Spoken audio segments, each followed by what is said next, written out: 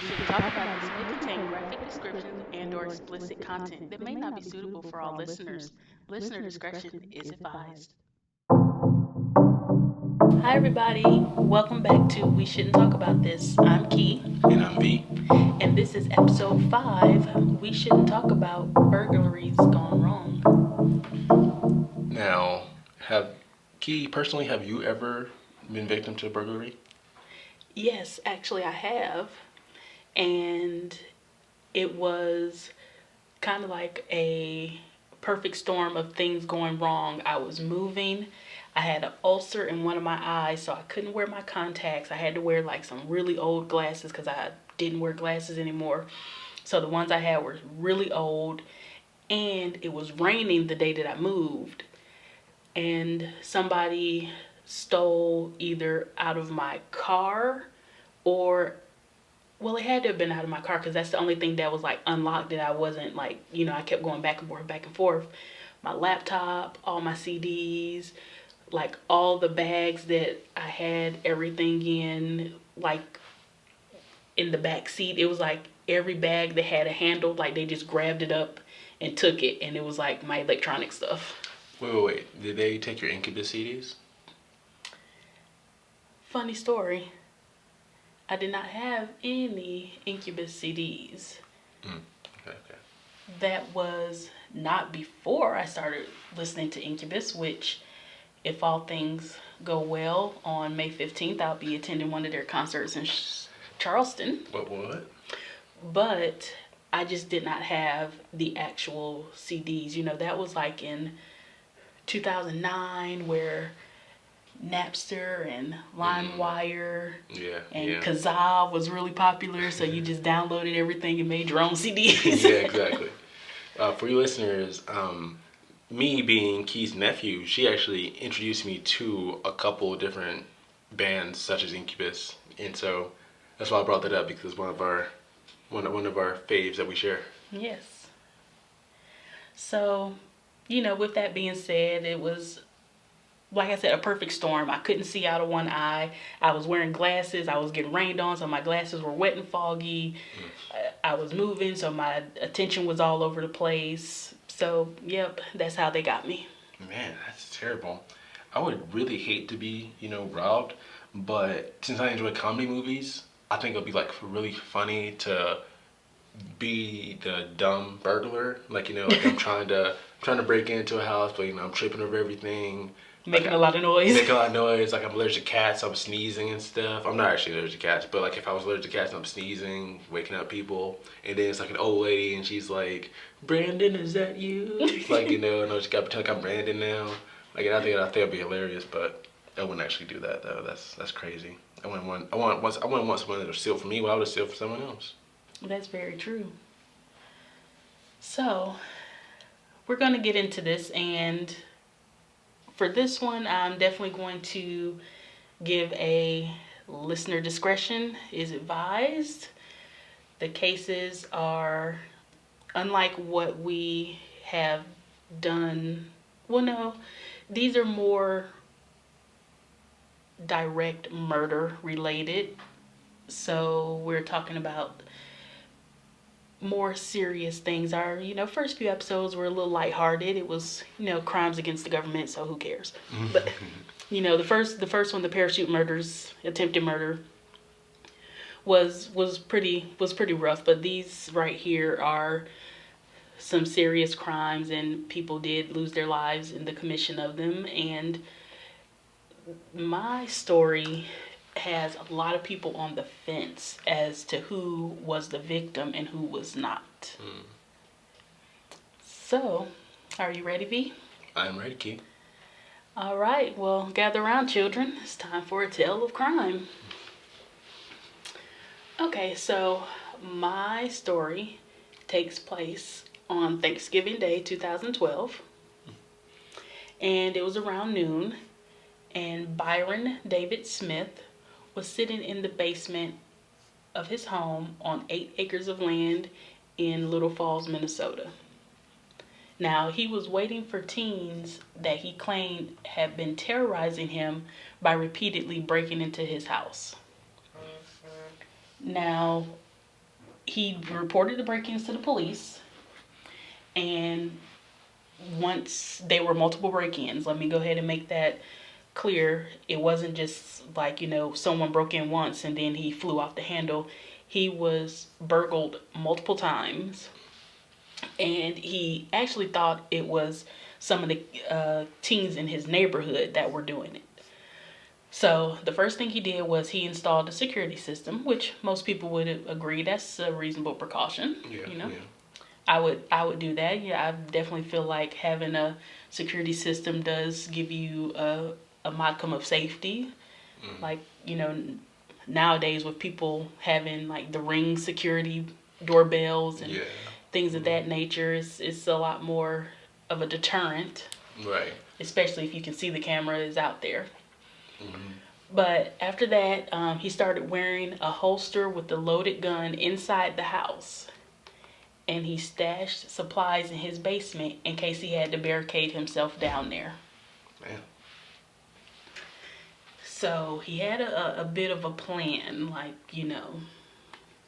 But this plan was set in motion on Thanksgiving morning, which was the morning of the killings, after Smith saw a neighbor, the one who he believed was responsible for the prior burglaries, drive by. Now, the prosecutors of the case say that Smith moved his truck to make it look like no one was home. But Smith says he moved his truck because he was cleaning his garage that day, so he parked his truck down by the neighbor's house. So it's not like he went and hid it somewhere. He just parked it a couple houses down. Mm-hmm. So to me, that would say if his neighbor was doing it, his neighbor would know, okay, well, that's Byron's truck down there by the Johnson house. Maybe he's down there, maybe, Well, what I'm trying to say is that if it was someone from his neighborhood doing this, I would think they would recognize his truck even if it was down by another neighbor's house. Right. So, the prosecutors argued that Smith waited in his basement and intended to kill the teens. Now, the teens that they're saying he intended to kill was 17-year-old Nick Brady and 18-year-old Haley Kiefer. They're cousins. And this was Thanksgiving Day, of course, so, teenagers, they were just out and about, probably right before they were supposed to go have dinner with the rest of the family. Now, Smith claimed he was simply defending himself during the break-in, and he was fearful after the previous burglaries because a gun had been reported stolen from his house in one of the burglaries.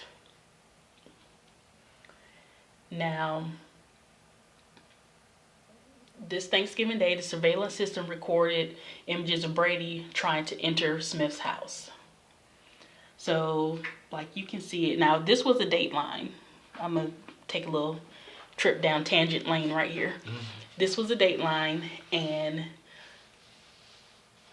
I felt one way after watching the Dateline. Then I heard this case somewhere else, and I kind of felt another way.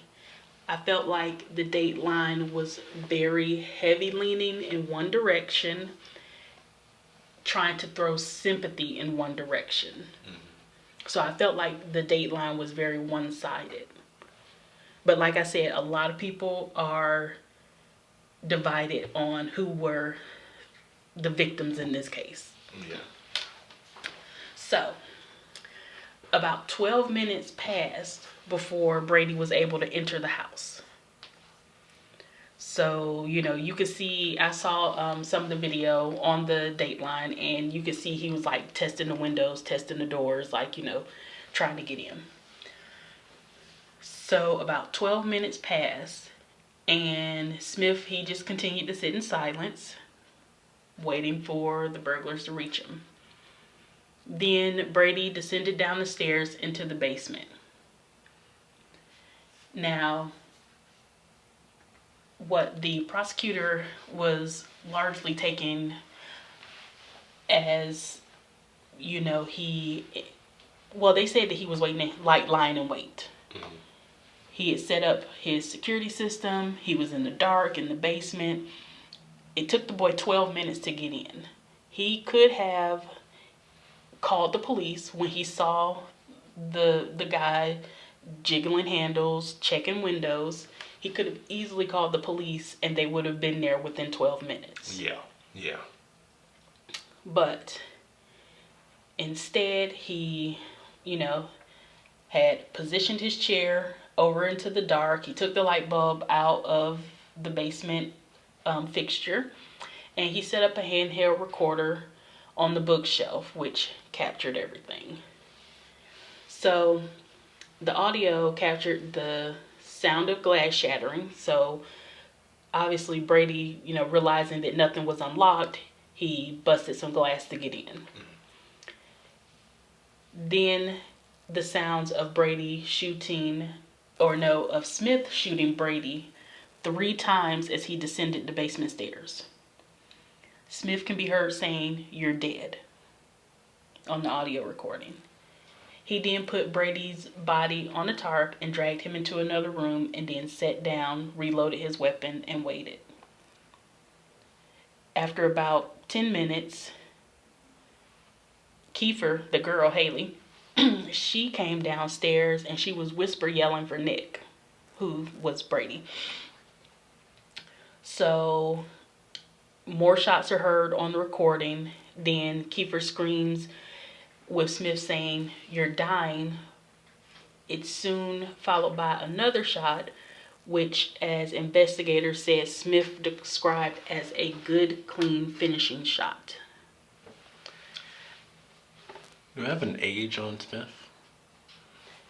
He was in his mid to late 60s. Okay, yeah, because he sounds like an older man with, saying things like that, but... Now, a total of 9 shots were fired at the 17-year-old Nick and 18-year-old Haley. Now, after what Smith described as the good, clean finishing shot on Kiefer, Smith waited a full day before asking a neighbor to call the police, stating he didn't want to bother them on a holiday. What?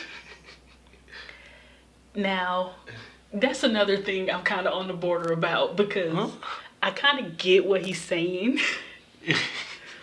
Like, it was Thanksgiving. He knows that, the police are with their families. And he's like, I just didn't want to bother them on Thanksgiving. However, you just shot 2 people breaking into your house. I'm pretty sure they would have understood. Exactly. So that was his reasoning for not calling them until the day after Thanksgiving. That's something someone real simple will say. It's like, it was Thanksgiving, I don't want to bother anyone. Well, that was his thought process. Now, of course, I've already mentioned the prosecutor, so we know that this went to court. Court documents that were not allowed to be shown as evidence showed that Brady had broken into Smith's house and garage before. So Smith was not being paranoid or overly paranoid. Mm-hmm. He just was mistaken as to who was doing it. He thought it was his neighborhood kids. But apparently Brady and Kiefer were not out of his direct neighborhood, like on his street, but were close enough to have broken into his house before. Brady and Kiefer were also linked to another burglary that day that they were killed, and they had some stolen prescription drugs that were found in the car they were driving, and they were also being investigated for other local burglaries. So these 2 teens were serial burglars. Mm-hmm. From the sounds of it, like petty burglars. Like, they weren't out here stealing, money, but Smith had said like they had taken like some heirlooms, some old like World War One coins that his dad had, and the gun and a chainsaw. Like they were just taking very random things. So maybe they were just prescription drugs because they were found in the car. So it sounds like something like stupid teens do. Yeah. Like the majority of teens are stupid. Yeah. It took me a while to realize that. But yeah, teens are not the smartest eggs in the basket. And I mean that for all teens. They just don't make the best decisions. Now, like I said, the evidence that Brady had broken into his house prior, and that the teens were being investigated for other burglaries, including one that happened earlier that day, was excluded by Judge Douglas Anderson. He said that the teens' history was irrelevant to this particular case. Now, Smith's defense was that he was worried the teens might be armed and that he was defending his life. This in turn gave rise to the debate over the concept of castle doctrine, or as maybe more people know, the stand your ground law. Yeah. Which says that one can indeed use lethal force to defend their home if they feel their life is in danger. Now, this is where people are really divided, because I've seen websites dedicated to the teens, websites dedicated to Bryon Smith, saying that he was defending his property, he'd been burglared multiple times, he had the right to use lethal force because these teens entered his home with the intent to rob him. The prosecution alleged that Smith's actions showed aspects of premeditation, so the lying in wait. And several legal analysts who've looked over the case said that the initial shootings would most likely have been justified under Minnesota's law, but those shots weren't the problem. So he shot Brady as he came down the stairs. Yeah. The same with Kiefer. He shot her as she came down the stairs. Now, he shot them a total of 9 times. Which is kind of excessive. So had he just shot both of them as they came down the stairs, and those had happened to kill them, I don't think he would have been prosecuted. Right.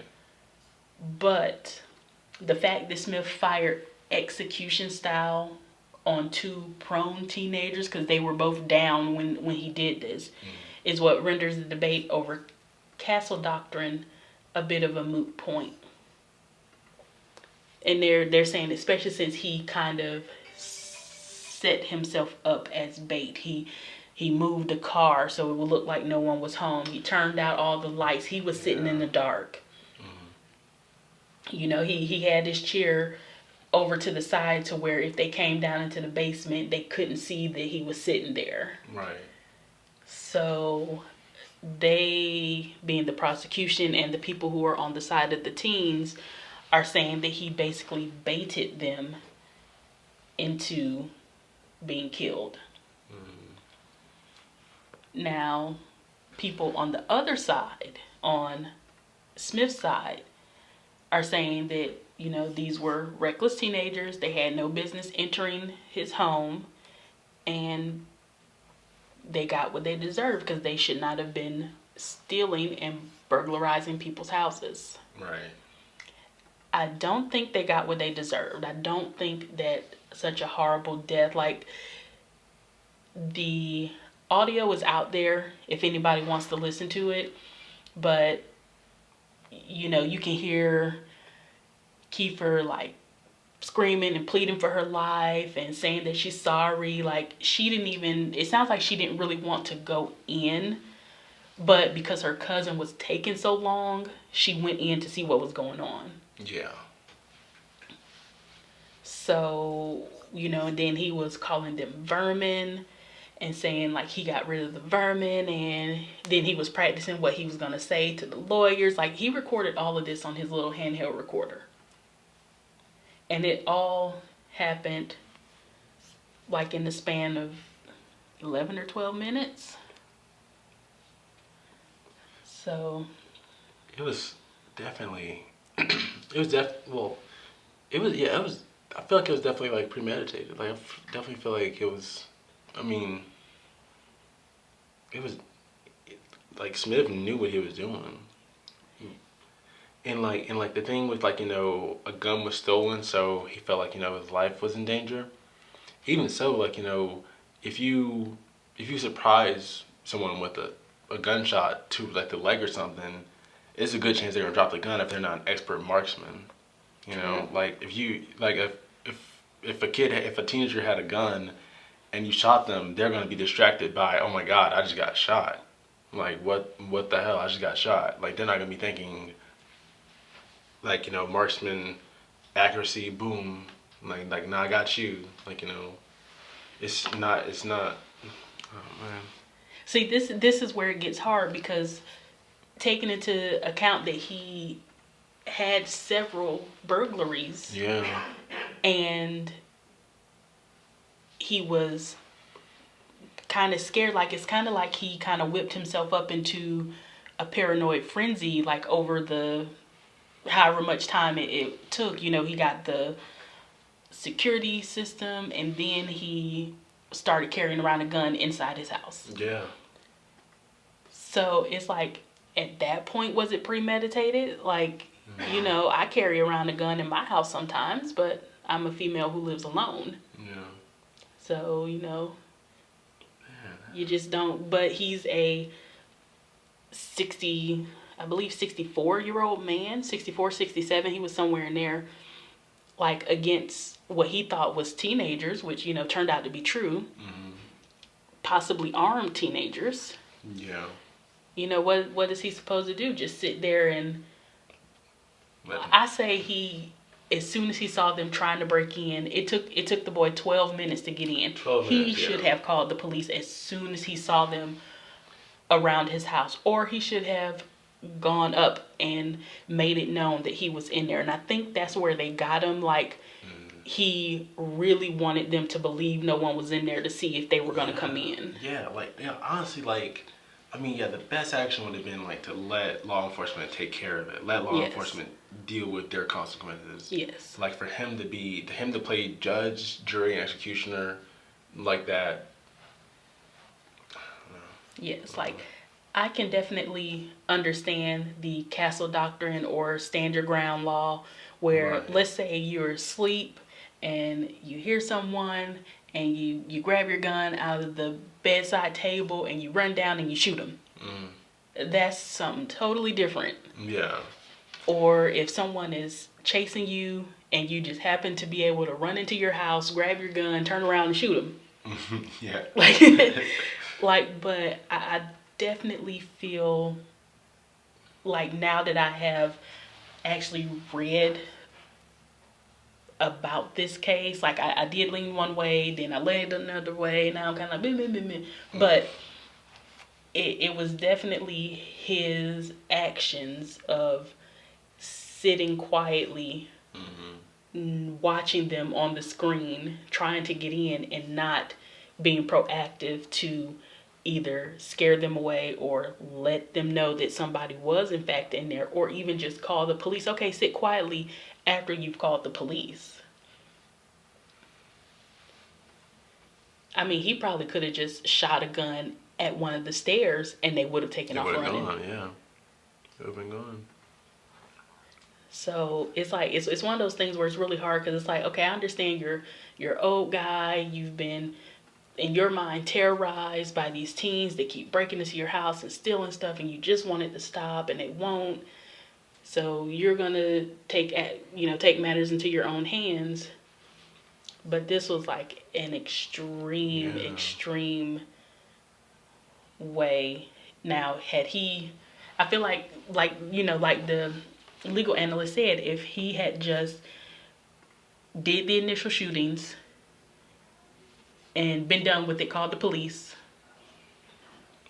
And maybe yeah. even if he had the neighbors call the police the next day, but was like, these 2 injured teens are laying in my basement because they tried to break in yesterday. So I mean, even though it's the basement, I'm surprised the neighbors didn't hear 9 gunshots go off.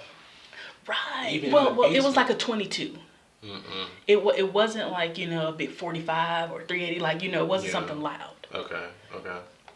But within 3 hours, the jury had a verdict, and he was guilty on 2 counts of each first-degree and second-degree murder. He's been sentenced to life in prison without parole, but has been trying to appeal that conviction ever since. Thanks, Smith. You could have really went a better way about that.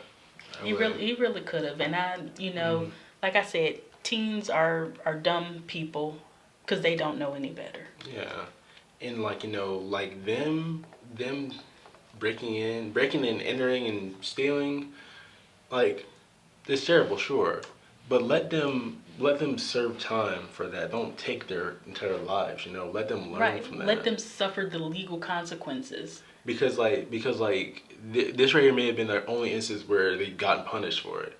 Like all the other burglaries around the area that they've done, they've gotten away with it.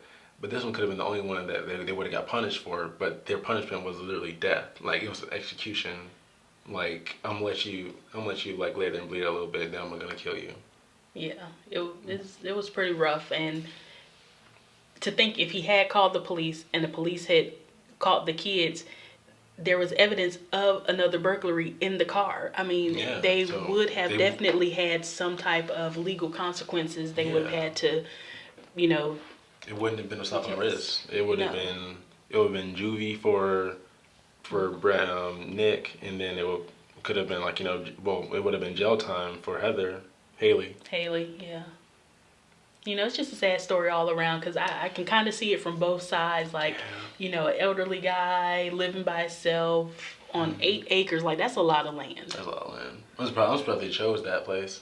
But they probably seen him like get his mail or something like that. They probably saw him and was like, oh, it's an easy target. Yeah.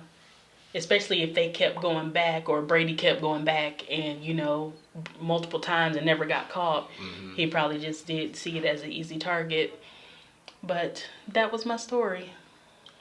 Dang. I hate it. Thank you. You're welcome. Merry Christmas and happy birthday. Both the 25th, by the way, listeners. So just as Key said, this episode has been a much darker tone for us. There was a couple of jokes I want to throw in there, but I felt it'd be pretty inappropriate. Just out of respect for the dead. My case has actually been popularized by Netflix. If you are a Netflix subscriber and you've seen the thumbnail for Evil Genius, the true story of America's most diabolical bank heist, then you would know a little bit about this case. This case, we're going to call it the Pizza Bomber case. The Pizza Bomber case stars Bryon Wells.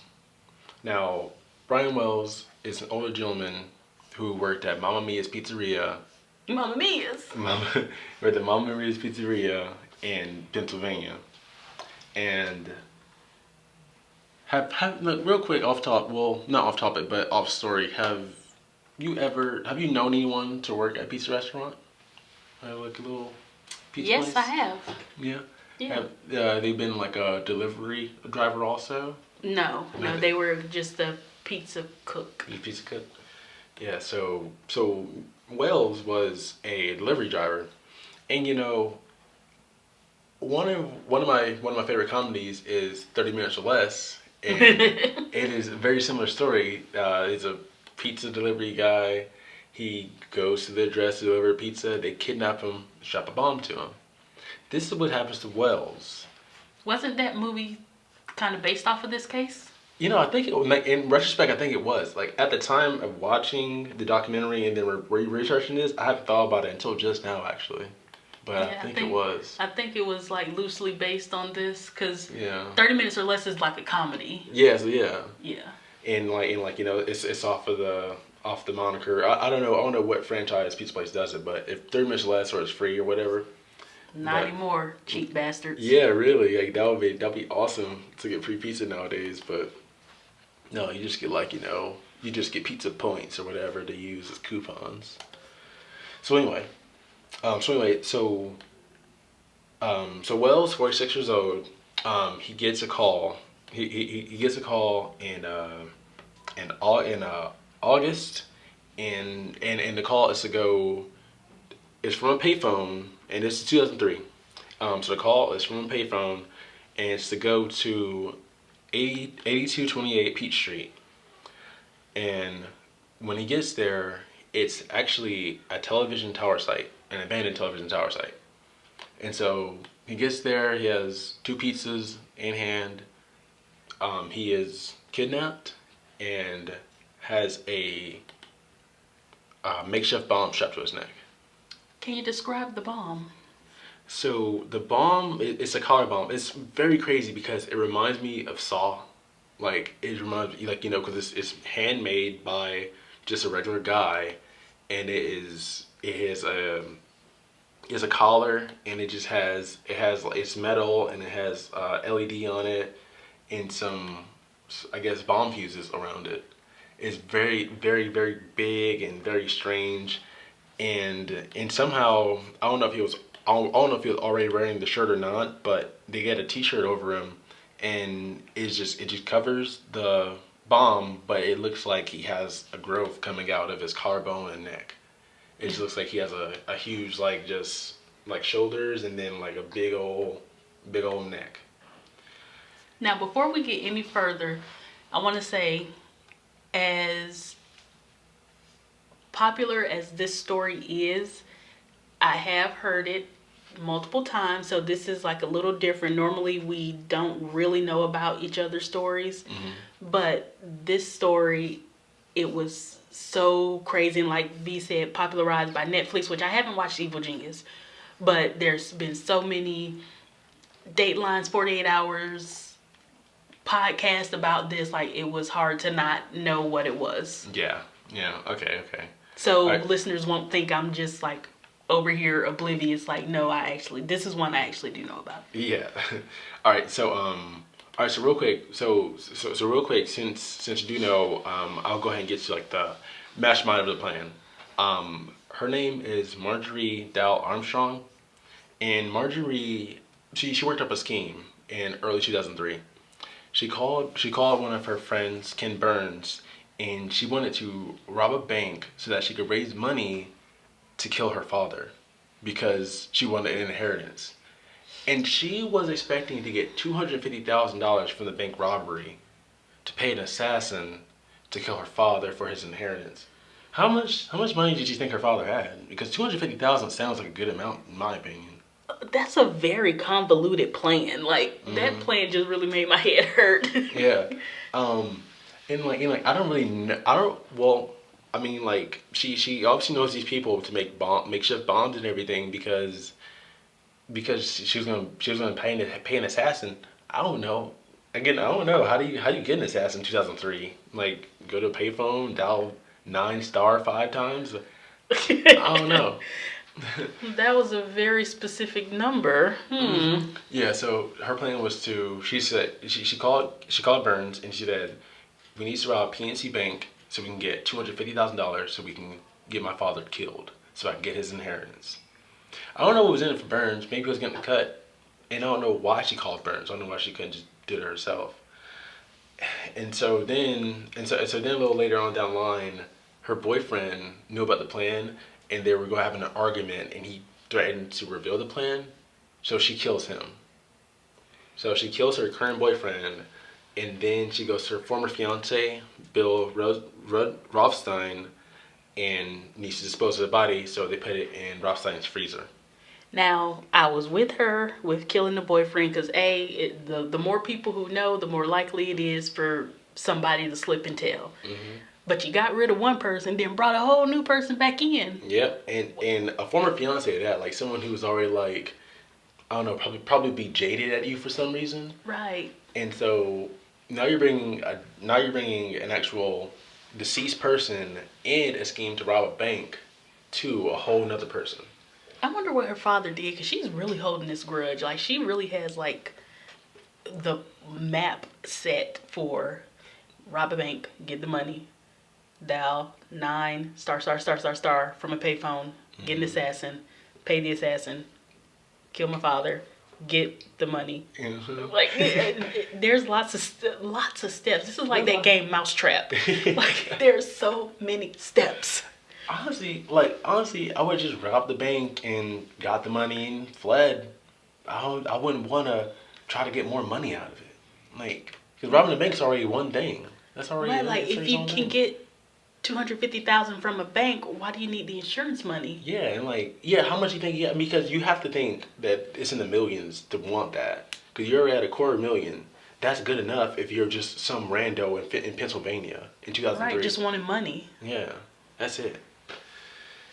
All right. So she puts they put the body of her ex-boyfriend in Bill's freezer, and so now Bill's on board the plane. So Bill used the payphone and called to order the pizza. And let me see. Let me get into details of how this bomb was created. So I believe that Ken was on board the first friend she called because he was mechanically inclined. So Okay. he was the one who makeshift made this bomb. So she needed him. She needed him. Okay. She needed him to make this bomb. That's another crazy step. We're gonna rob a bank, but you can get someone else to do it. We're gonna put a bomb on them and have them rob a bank. So many hands in the pot. Like, the robber, the person who is storing the dead body of the boyfriend who knew him, threatened to tell on you, then the guy who made the bomb, then you. Yeah. I mean, it's so many people. So,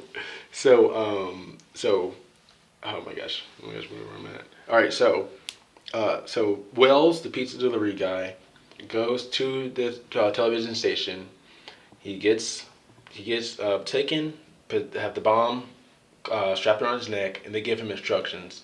They tell him that you have to follow these instructions to the T in order to deactivate the bomb. This is where it gets rough. So at about 2:30, Wells immediately, this is only an hour after he delivers the pizza, he goes to PNC Bank and he goes in and gives it to a robbery note.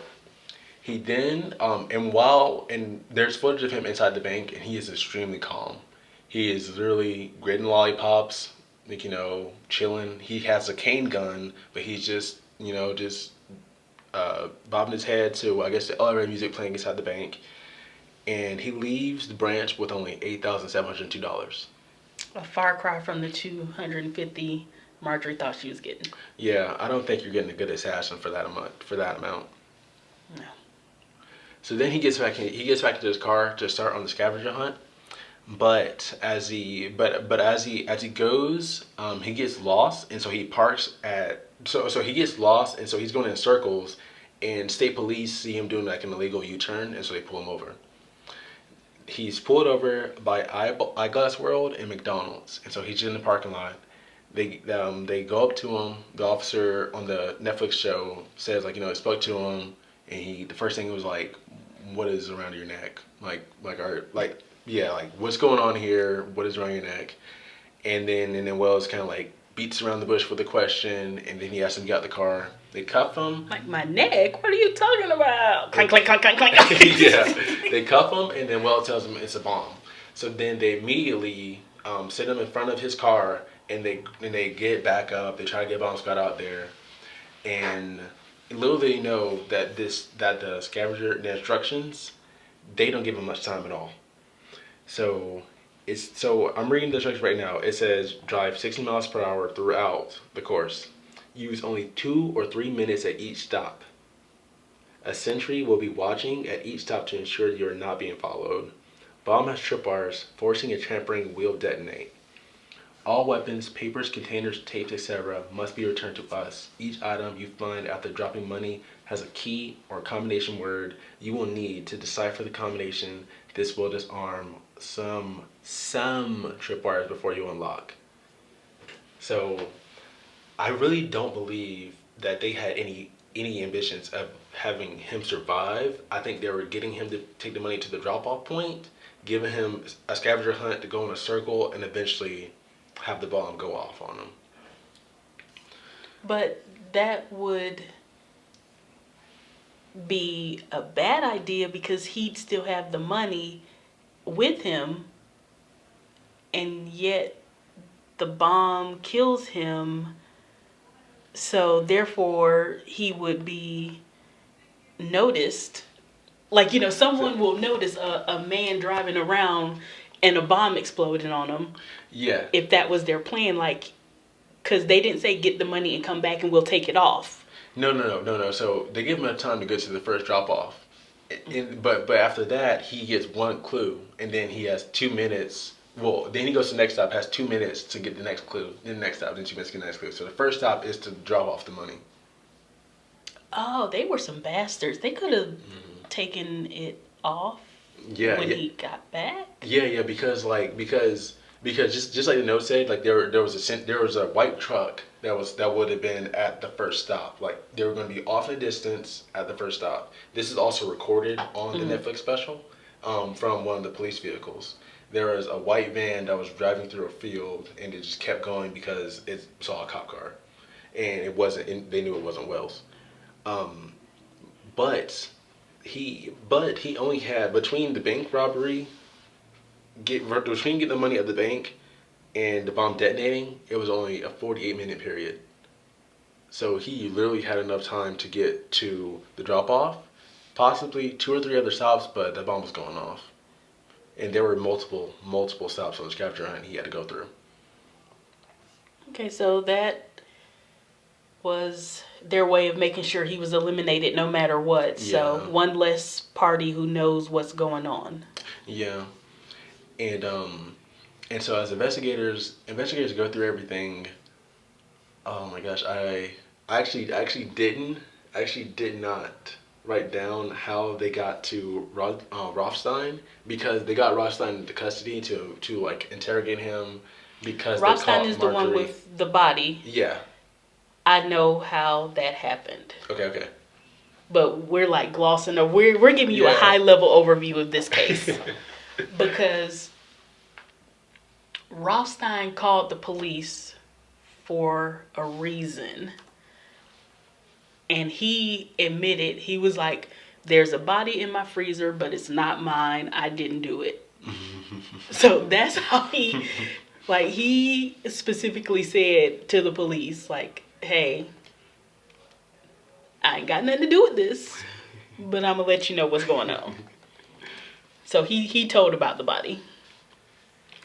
That's how they connected that dot to him. Okay. And then from there was like a dispute. Well, there wasn't really a dispute, but him still being the former fiance, he got Marjorie's name brought into it.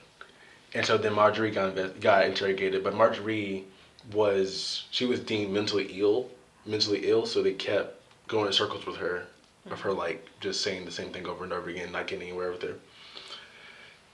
So it took them a year and a half. In 2005, they had Marjorie in court to try her for this crime, because the notes was in Wells's car, and so they went to every site for the scavenger hunt to see what was left there, and all there was, like, like there were the little clues and like little the box for the drop off for the first place.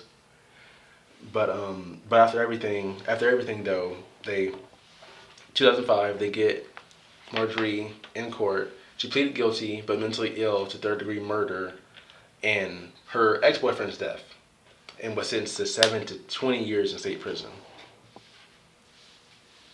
And then after that, Ken, the one who made the bomb, and Marjorie was indicted in federal court. Indicted in federal court. And Rothstein was an unindicted co-conspirator. And that was in 2007. And three years after that, in 2010, a trial went on, and Marjorie was convicted of armed bank robbery, conspiracy to commit armed bank robbery, and using destructive device and a crime of violence. And Ken testified against her in a plea deal. And this is like 7 years after the robbery. Now, I have not like actually looked into and researched this specific case. I'm just going off of what I remember like hearing and watching on the like random things. But you didn't say what happened to Wells. Oh yeah, I did not say what happened to Wells. I'm sorry, listeners. We're backtracking real quick. So Wells was in handcuffs in front of his vehicle, sitting on the ground. Wells was extremely calm and compliant to police. And then at around 3:18, his device around his neck started beeping. And as it was beeping, he started shouting out to the officers to get the bomb off him, get the thing off of him. And then it's captured in video. The bomb explodes around his neck. And he is essentially decapitated. Just in the middle of the parking lot. And it was, the police say, the bomb squad and the police say it was like one of the most bizarre things they've ever seen. For a device like that to be used on a person and for it to go off without like any tampering or anything like that. So Wells died around 45 minutes after he robbed the bank. And that's how the police were able to get in his vehicle and get the instructions for the scavenger hunt and try to backtrack everything to figure out how this even started in the first place. They knew he was a worker at Mommy's Pizzeria from, I think, the bag in his car, the pizza bag, because he went to the bank right after he delivered the pizza. So I guess the pizza boxes and everything were still in the car because they didn't get pizza. They just kidnapped them. Then maybe they did get the pizza. That would have been pretty sucky too. If they got free pizza and they kidnapped them and stuff. But yeah.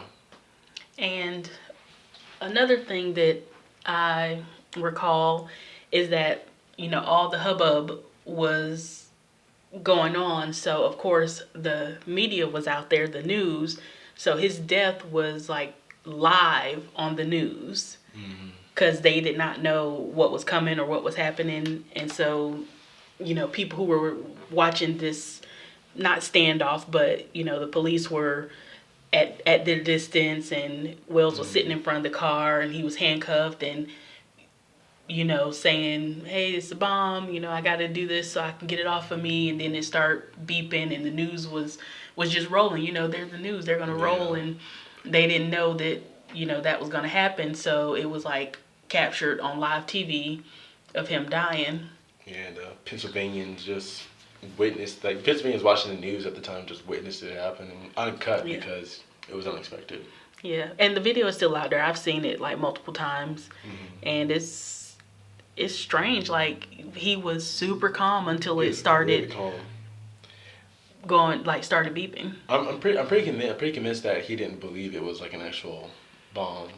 I think like he was just like, I think at the time he was just like, I just need to get this collar off my neck because like I can't live the rest of my life with this thing around my neck. So now some people think that he was a part of the plot. Do you? Yeah. So I looked into that also, and what I saw was that he had ample time to tell someone what was going on, to tell them that this was happening, but instead he went to the bank to proceed in trying to get $250,000 from the bank. So like I don't think he was a part of it, but I mean he really should have like told someone. He really should have said something. But I wouldn't rightfully say he was a part of it. Now, I'm on the other side. I think he was a co-conspirator, because why else would he be so calm? I feel like they told him, okay, look, this isn't real, but this is what we're going to say. Like, this is the story. We're going to strap it to you. You say that like I believe he said like some black dudes, of course, jumped him and strapped this bomb to him and said he had to go rob a bank and he could get it off by doing this treasure hunt, scavenger hunt. And I think he was 100% a part of it. He agreed to it. and he was double crossed. Because he was, of course, not thinking it was going to go off. When it started beeping, he started freaking out. Yeah. So I think, like you said, he was really calm. He even had the gun cane. He was just lolly-la, walking in, taking lollipops, not a care in the world. Yeah. I really feel like you said, he did not believe that was a real bomb until it started beeping. And then maybe he realized he had been set up. Maybe he didn't realize he had been set up because he didn't say who, if I was in that predicament and it started beeping and I'm like, oh my gosh, this is a real bomb, I'm going to start singing like a canary for however many seconds I have left of life. Yeah, everyone's going down. Everybody's going down. Yeah. So I think maybe it didn't register that he had been double crossed, but I 100% feel like he was a part of it, and that's why he was so nonchalant and calm the whole time until it started beeping and he realized, okay, maybe this is a real bomb, and they just the police just used up all my time to get it off. Yeah. Or maybe the scavenger hunt was a ruse, for the cops, if you get caught, tell them it's a scavenger hunt and you have to go to all these places, but really we're gonna take it off of you. Yeah, and we'll be out of the state by the time.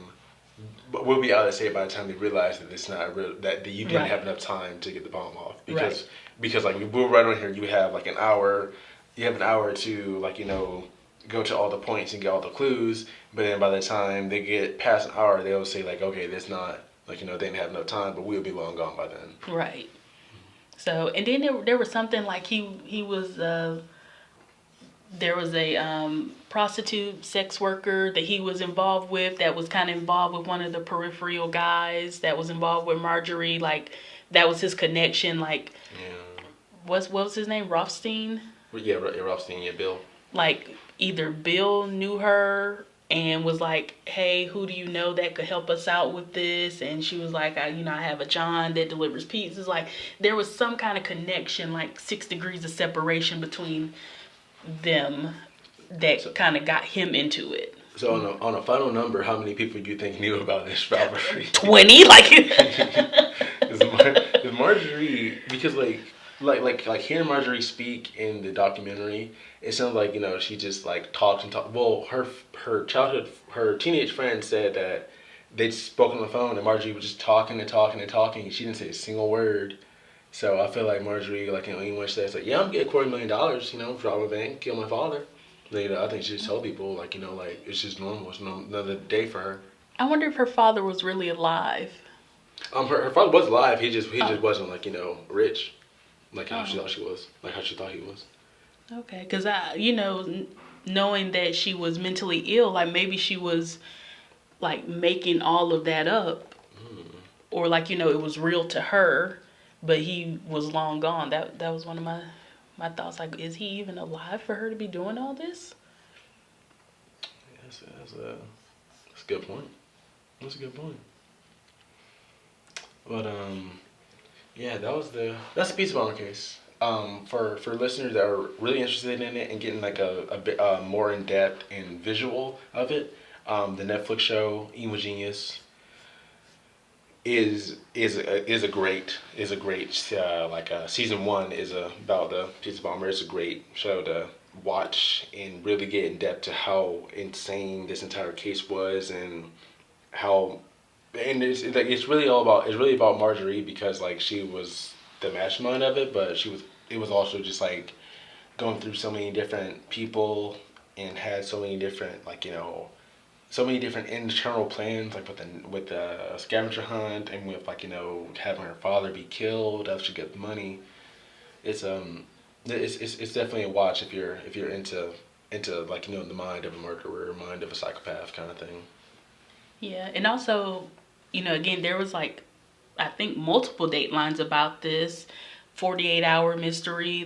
There have been a lot of shows, tons of podcasts have covered this case as well, but this was so many moving parts, and we just could not cover it in the time frame that we have on our show.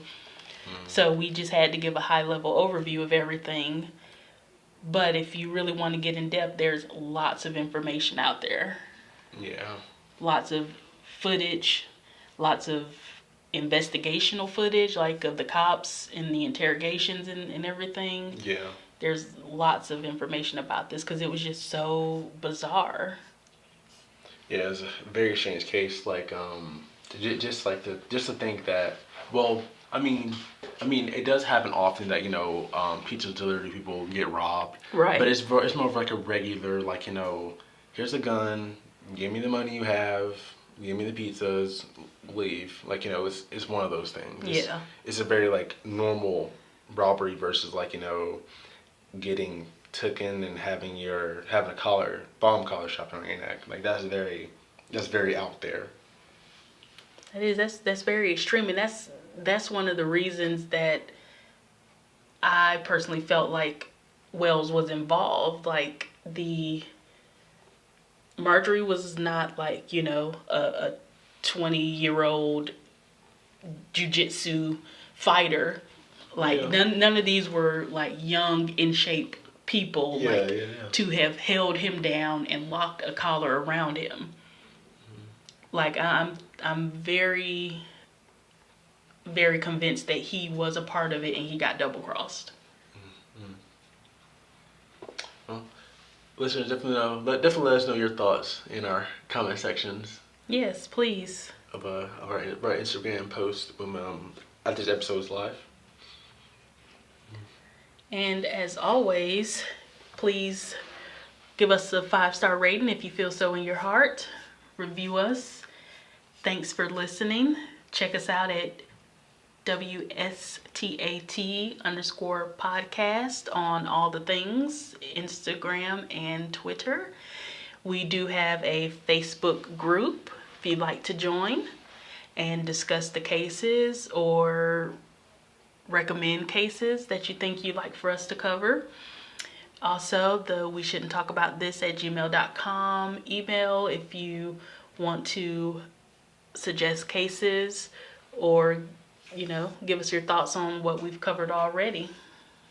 Yeah, so thank you for joining us and listening to what we had to say today. Well, what's your good feeling moment for this episode?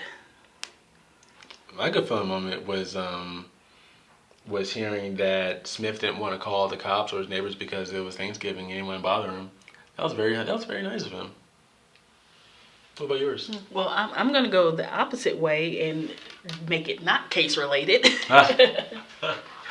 So my good feeling moment is after this, I'm going ice skating. Oh, that sounds fun. Yeah, will I actually get on the ice? Probably not. Oh, okay. But I will be there and enjoy my godchild on her birthday party while freezing my giblets off. Yeah, that should be great. It's real fun. One of these days, I would like to learn how to ice skate. From what I remember, it's not difficult. Mm-hmm. But I'm just at the point where if I break a hip, it could go either way. I could either rebound or need a replacement. Like it's too risky at this point in my life.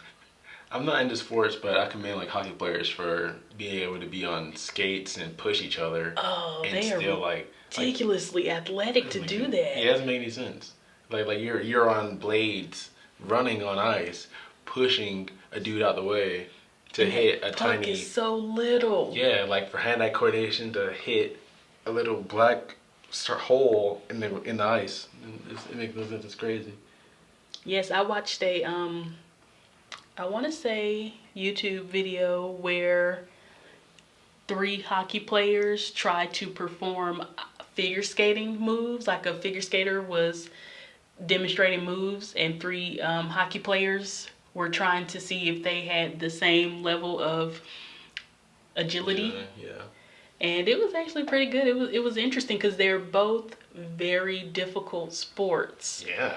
But like in different ways. Right. And like I didn't know that the blades on their skates are made different. Oh, I didn't know that either. Like ice skaters have like an inside and outside blade. Like I guess it's like kind of beveled to a point.